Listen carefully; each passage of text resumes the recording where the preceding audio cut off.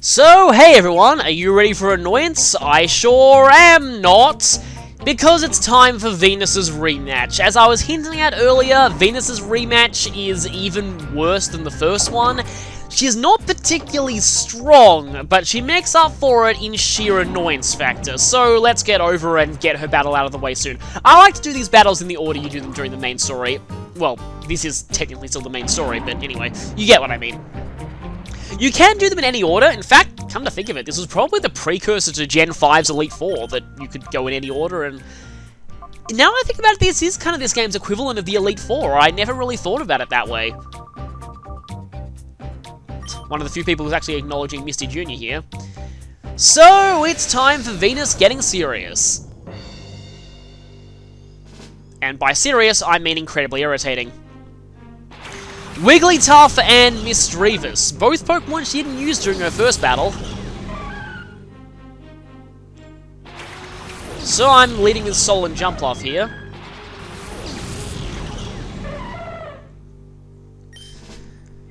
And let's see what happens the first round of this fight. I probably want... although I wonder if that Misdreavus has Shadow Ball, which would be bad for Kick Face, because I really want to kick that Wigglytuff in the face, but for now...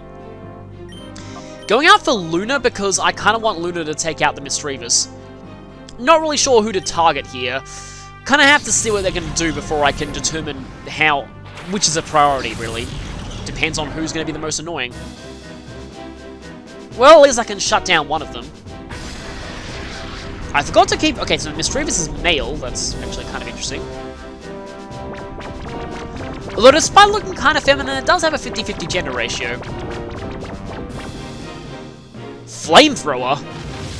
I was expecting you to use some kind of annoying move, like Attract or something like that, but anyway. Like the other fight, Venus has a mix of both male and female Pokemon, and oh, look at me, I have violating sleep claws, yeah. Or not. For some reason, I'm switching out to Dan Green. I really don't know what I did here. Maybe I thought it was a bit cheap, just putting all of the Pokemon to sleep. Anyway, let's just go ahead and Fan Attack you, and... okay, actually I probably switched out anticipating a Flamethrower, because I didn't really want to take another one of those. Yeah, that was actually a smart call on Past Me's part. Sometimes Past Me is a lot smarter than I give him credit for. Now, somebody is about to get Fire Blasted, although I think Wigglytuff can have Thick Fat. So... I know that Acute Charm is one of its abilities, but Thick Fat... well, I'm not going to find out, because it missed anyway. So let's slowly... don't want to say whittle down again, but, well, I guess I just did. Oh, great, Body Slam. Chance of paralysis. And it's going to happen, isn't it? Okay, no, that's, alright, but, yeah. So, Venus in this fight doesn't just go for of course, you're using Hyper Potions, another way to be annoying. But yeah, she doesn't just go for Attract. Her strategy this time is Parafuse Tract. So, that's what I meant when I said she's really annoying. Oh, hey, I'm the one spreading around annoying status conditions now, though Burn is not really going to do much to Wigglytuff. Still 3-hit KOing Misdreavus. Now, somebody probably is going to get paralyzed now. Yeah, figured. That's kind of inevitable when you're dealing with someone who spams Body Slam this much. And Body Slam's main use is the paralysis, really. It is a pretty powerful move, but you're mostly using it for the paralysis. I only have one full restore. I probably want to buy more of those later, but do I use this or do I not? I could save this for later in the fight, because this is not the last we'll be seeing of Venus's annoying paralysis, although it's admittedly kind of funny that all of her Pokemon are currently statused. It's kind of like I'm betting her at her own game here. And yeah, so here is the beginning of Venus's annoyance. Entei is now parafused. This is what Venus loves to do in this rematch. I'm actually pretty lucky that I beat Venus so quickly in the first fight that she didn't get a chance to start being annoying with Attract. But here we go. Thankfully, Dan Green is immune to this because of being a legendary and thus genderless. So that helps. Getting through Parafuse Tract though. Now I might cave and use the full restore actually, because I really don't like being parafused.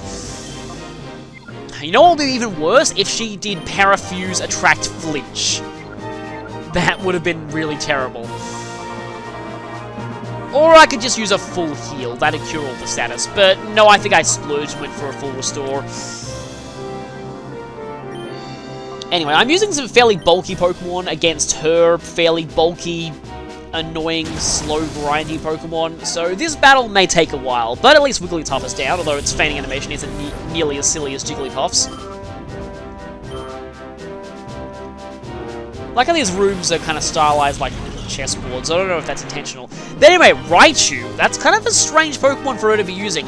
I know that when I first played this, when I first saw her send out Raichu, I was just like, really? Raichu? I mean, I know that Pikachu is generally considered a cute Pokemon and things like that, but I don't know. Raichu's normally not known for, I mean, Parafuse track strategies, but yeah, she's going for Thunder Wave.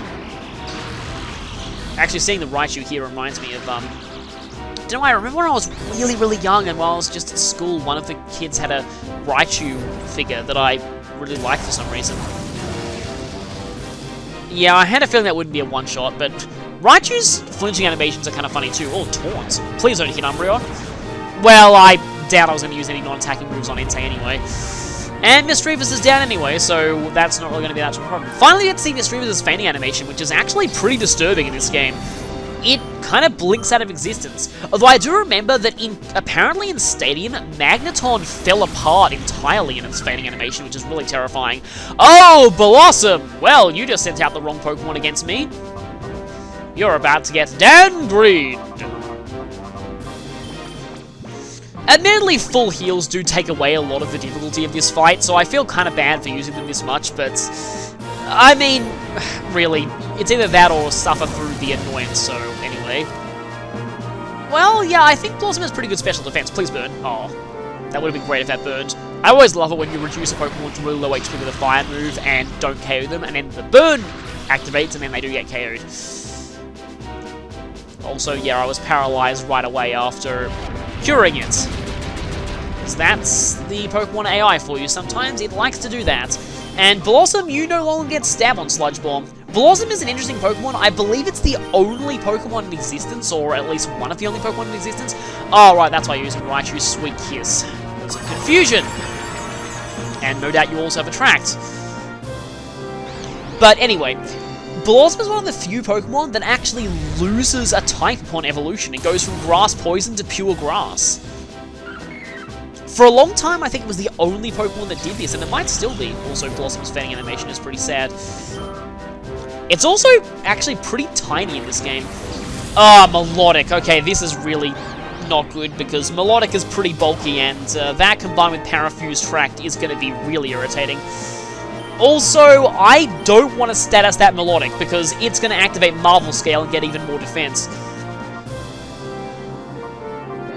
I suppose I can go for Jump Bluff here? Haven't even needed to use Kick Face at all, which is kind of surprising. Oh yeah, in case you can't tell, Melodic is her replacement for Suicune. So, if you didn't snag Suicune before, she'll have that instead of Melodic. Well, this Raichu not only has annoying moves, it also has a pretty hard-hitting Thunderbolt as well. Don't power... Oh, okay, good. This is one of those rare times I'd actually like it if Surf hit your partner in this game, because you might have carried your Raichu if you did that. If I remember correctly, Melodic's special attack isn't that amazing. Also, I believe Confusion doesn't activate Marvel Scale, because Confusion is considered one of those, like, secondary status. There's, like, primary status and secondary status. Secondary status is things like Confusion and Attract, things that can all stack with primary status. Primary status, you can only have one at a time. And I still found it weird how, in the card game, Poison is a secondary status and Confusion is a primary status. Whereas it's the other way around in the video games. So yeah, in the card game, Poison and I think Burn as well are ones that can stack with other statuses. But it's not the case in the video games. I don't want to be using Secret Power. Why am I using Secret Power? I'm an idiot. Because yeah, I will activate Marvel Scale if I get a Paralysis off. You know what I think at this point I was starting to think, though? That I was trying to give Venus a taste of her own medicine. I know that I specifically did have the phrase, give Venus a taste of her own medicine, in my mind when I was recording this in the past. So I've confused Melodic, now I'm actually trying to paralyze it, and I know that will activate Marvel Scale, but I think I've just doubled back on that line of thought and just realized it's going to be really fitting in order to... Oh. That's the second fight where Soul has been taken out by a crit. That's really a shame. But yeah, it's going to be really fitting to give Venus a taste of her own medicine, and it's not like I'm going to use physical moves on it after it activates Marvel Scale anyway. Yeah, Marvel Scale made Melodic a pain with Rest Sleep Talk back in Gen 3. So yeah, I believe that was my logic back then, and aha! Yes! You have now been paralyzed! Now you are tasting your own medicine, and it is bitter. You are now parafused. How do you like that, Venus? Yeah, I think I had a lot of fun with that when I was recording this as past me. It took me a little while for my future post-commentary to catch on to what I was doing, though. And yeah, now I'm using Fan Attack because, well, it's still not doing much, but at least it's not working through Marvel Scale. Please hit yourself, that'd be amazing. Yes! How do you like that, Venus? See, this is why people don't like fighting you. This is the exact reason. Do you get how annoying it is now? And with that, Venus has been defeated. Always like Melodic's Cry, though. It's kind of a random thing to say there, but I always did. And another level up for Luna. Luna's actually getting a lot of level ups here. Guess because he tends to survive fights more often than not thanks to his better defenses. Yeah, that's exactly how you should be reacting, considering that I just parafused you in return. Well, I guess that's fair. Even though the battle has been recorded for all to see. And she sulks away. So we now have the blue ID badge. The only one left is the yellow badge. And we all know who that's being held by. So it's time to fight the mad scientist once again. It is always weird in games that have a boss rush when... I'm going back to heal first, though. What I was saying was, it's always weird in games that have a boss rush, where one of the bosses is fought so late, they're fought right before the actual boss rush happens, and so you end up fighting them twice in very quick succession. I know that off the top of my head there's at least one other RPG that does this, but I'm forgetting exactly what it was. But I know there's a time that you battle someone, and then very soon after battling them, there's a boss rush of all the major bosses, and they're included in it, so you fight them twice in very quick succession. But anyway, Iron is that boss this time. And once again, more people shipping these two. Yeah, the only thing that is stopping Wes and Rui from being a canon pairing is the fact that Wes is a silent protagonist and thus can't actually ever admit to any feelings. They're pretty much the closest thing to being canon you can possibly get to. But anyway, Iron now has two Pokemon that I don't think he used Pelipper in his first fight, but anyway, Iron still likes to use the Rain Dance Thunder combo, and as you can see here, he's using another clever combo. That Rhydon, I'm definitely guessing, has Lightning Rod to protect that Pelipper from its 4 times weakness. However, joke's on you, Iron, because I'm not attacking the Pelipper. Well, I guess he saw through that ploy. That was... Oh no! Oh no, no! So, yeah, that wasn't as bad as I thought it would be. But anyway, yeah, high jump hitting a protect counts as missing, so you still take crash damage. There's a battle CD in Pokemon XD that causes you to do this with a Blissey and one-shot a Medicham, which is pretty funny because the damage here is based off of how much damage you would have done. Anyway though, now joke's on you, Iron, because I don't care about that Pelipper, I'm double targeting that Rhydon. I'm pretty sure Pelipper can't learn Thunder. I mean, it would be pretty stupid if it could. And if I missed right after hitting a Protect, that would have been really terrible. But there goes Rhydon. I'm certain that Rhydon has Lightning Rod. I mean, if it didn't have Lightning Rod, there'd be no point to him leading with it there. So, Medicham almost has a effective 120 base attack stat now. Manectric. Okay, already you're going with your replacement for Raikou? So yeah, that is his replacement for Raikou, obviously. And yeah, as you can see, his levels are actually a bit higher than everyone else's. So he's going all the way up to level 50. Weirdly enough, though, I still find him one of the easiest of the admins. Yeah, I'm going to go for the Detect there, just because I know that Fly is being aimed right at Kickface. Don't paralyze, please. Thank you.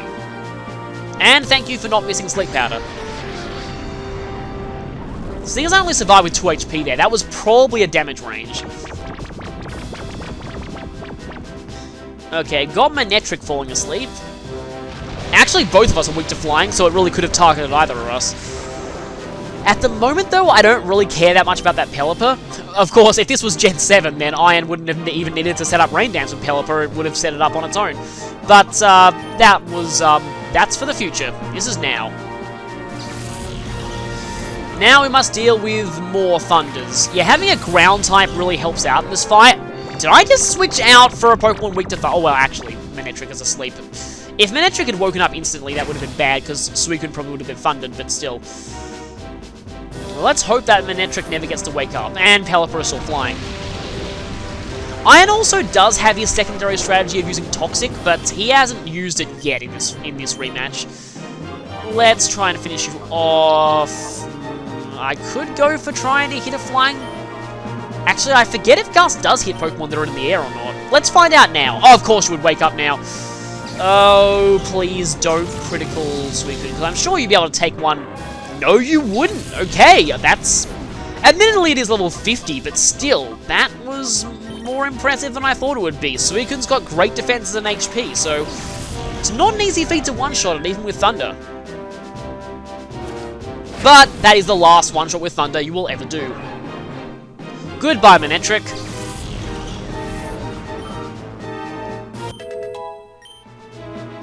The experience is getting spread around so much that, well, it's only spread 3 ways. Anyway, Crobats. You had Golbat before, so I guess in the very short span of time since I last fought you, you've made your Crobat really like you.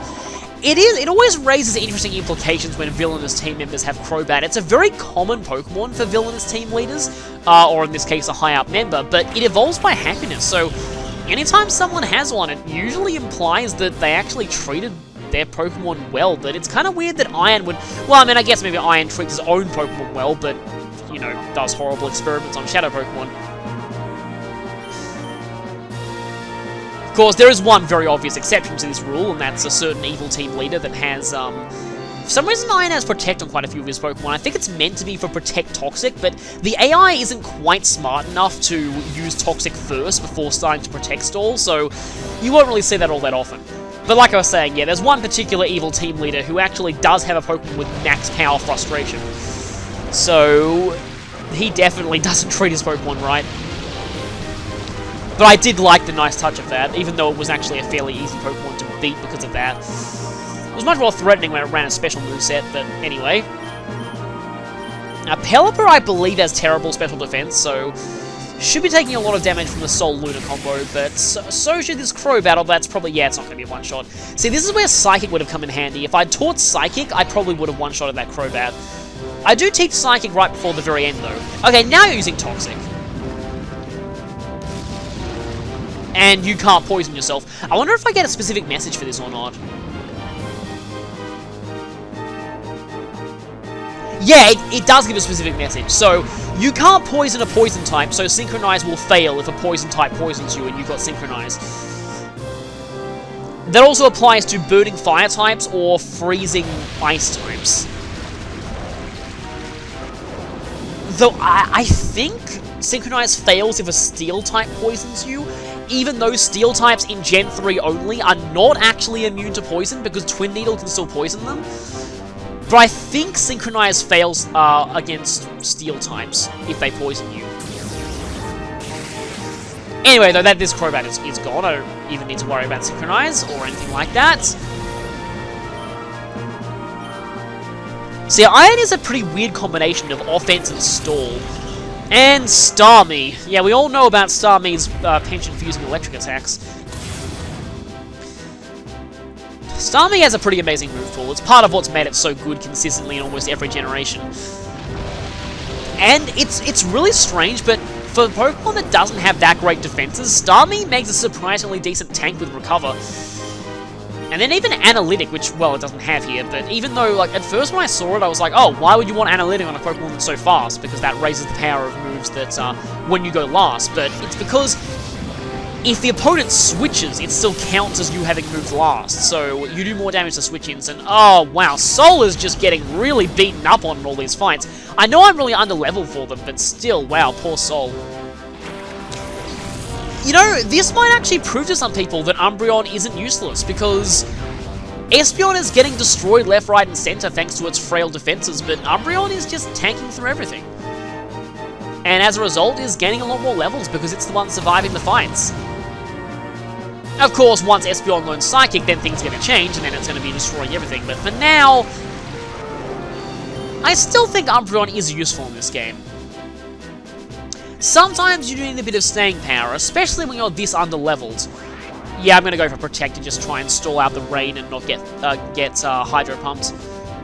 Yeah, I thought you'd be aiming at, I love how there's this double exclamation marks there. Dan Green! Protected itself! That actually sounds like the PBR announcer. Although, I will just say, I'm sorry for this, but unlike a lot of people, I don't like the PBR announcer very much. I always turn him off whenever I'm playing. I just... some of his dialogue, it's so obvious they recorded bits of it separately. Like, especially with certain Pokemon names. Latias is slowly losing its health. That's probably one of the weirder ones, but... like, Latias became confused. And unfortunately, I couldn't double protect there, and I was slower than Starmie, so I don't know why I even did that. I'm dumb. I probably should have switched out to Jump. Why didn't I switch out to Jump Off, actually? That would have worked out well. Anyway, I guess I'm going to try and stop you using Toxic, or... oh, nice! I blocked a future Rain Dance from you. That was a complete coincidence. I probably didn't fully intend to do that, but still. Yeah, Jump Off is probably going to... am I going to outspeed the Starmie? I think we have equal base speed. And you're higher level, so you're probably going to outspeed. Oh, of course you would... I don't know how many Hyper Potions these Cypher admins have. I've only seen each one use a Hyper Potion once, but they probably have more. I just haven't had a chance to see them. Also, Electric types work pretty well against Iron too, ironically. In fact, their Thunders benefit from... yeah, he's another person who gets kind of wrecked by his own Shadow Pokemon, because if you use Raikou against him, it works insanely well. Just notice that Pelipper's been out ever since the start of this fight, and now it's one of the last ones left. Oh, well, I may have shut off Pelipper using Rain Dance, but Starmie can still do it. Doesn't really matter, though, because I'm soon going to be taking the Starmie out.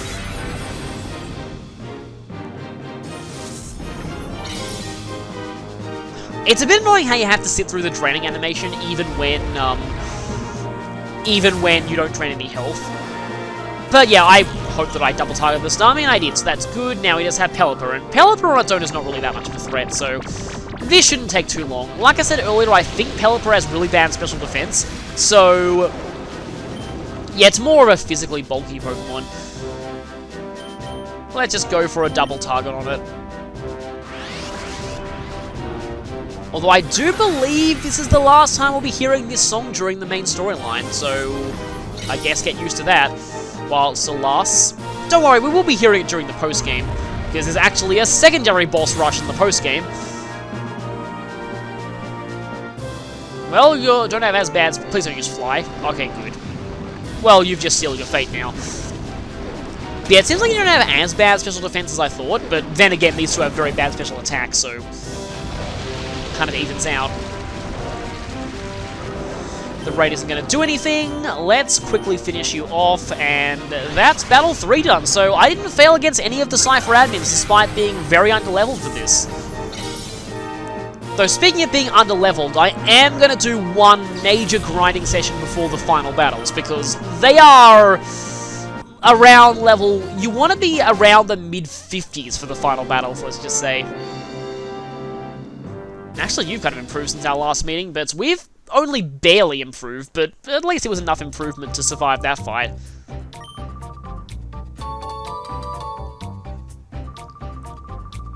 So we get the yellow ID badge. I kind of like how all of them have a different reason for giving you their key. Iron's like, I want you to find out what's beyond that door. Ah, we've got an email interruption. I'm just saying, like, while Venus just kind of bribes you with it, Mirror B is just like, consider it's a gift from Nazcor, and Dakim's like, I'm giving you this key because it's going to be the door to your doom. But anyway. Yeah.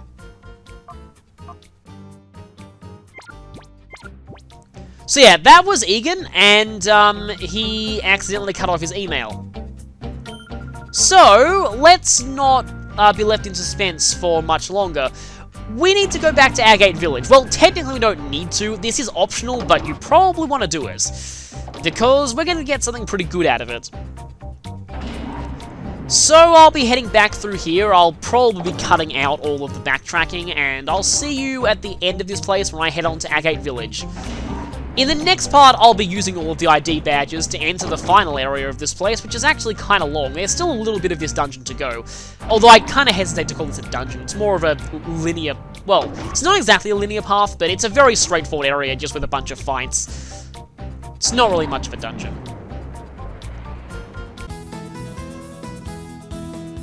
So here we are back at the start. Let's head to Agate Village before we close things out here.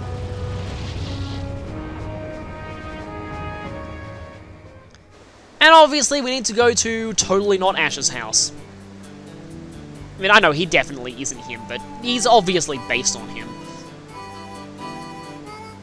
I mean, well, you know, if Ash ever aged, which, you know, good luck with that. It's not going to happen anytime soon. Anyway, let's talk to Egan.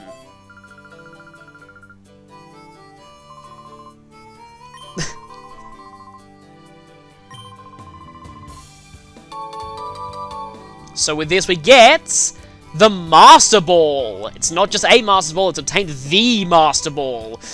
Because, yeah, this is the only one that we get in this game. There's no lottery or anything to get more of these, so this is a pretty amazing reward. And he doesn't really say how he had that or why. He just says, bring down the criminal syndicate. But anyway, we have the Master Ball now. I should mention, this is by far the biggest exploitable point of the Pokeball glitch. If you use your first Pokemon's turn to throw the Master Ball, then use your second Pokemon's turn to swap its location in your bag with a different type of Pokeball, you'll use the Master Ball, but it won't be consumed, thus giving you infinite Master Balls. I'm not going to use this because I consider it really, really cheap. So, just saying that for now, so we get that out there. I'm not going to be using this, but it is a glitch that exists in this game, and it is definitely something that you can use. I won't judge you for using it, but personally, I think it does ruin a lot of the fun of snagging Pokemon. So, anyway, what we need to do is head up here, which is where the save point is. We've already healed, so no need to use the healing machine again. Next time, we'll be heading into the final part of Railgun Tower, the actual tower itself. So, see you then.